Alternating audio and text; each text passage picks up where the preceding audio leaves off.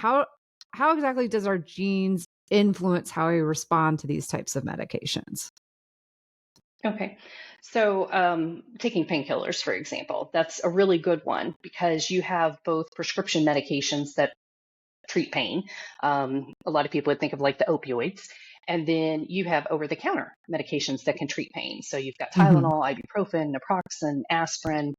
And there's actually very good genetic data for ibuprofen in particular. Hmm. So there's a gene called CYP2C9. It, when we're talking about a gene, we're just talking about something that makes a protein. It creates something in the body. So what the CYP2C9 gene does is it creates an enzyme, and that enzyme has a normal function in our body. But also, if we take in things from the outside world, such as ibuprofen, that enzyme is supposed to break that medication down to help clear it from the body. If you make a normal amount of CYP2C9, then you probably have a normal response to ibuprofen. If you have a low amount of CYP2C9, or in some cases absent CYP2C9 enzyme, you either break down ibuprofen slowly or potentially not at all, causing that medication to have a much longer lasting effect for a person, which can be good in treating like pain and inflammation, but it can be bad in terms of it leaves you exposed to that medication longer.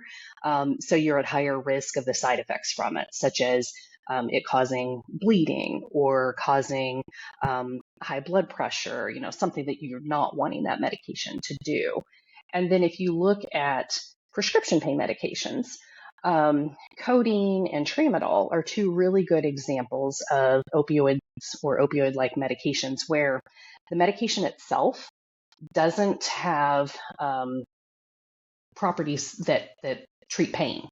So instead, the body needs to convert codeine or tramadol into something that is able to hit on those pain receptors. Hmm.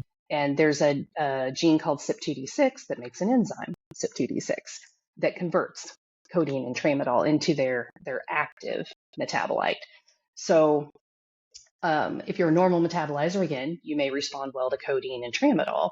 But if you have a variant in your CYP2D6 gene that makes you make less of that enzyme or none of that enzyme, then again, you're not converting codeine or tramadol. So you're not getting the pain relief from the medication Hmm. that you would Hmm. expect.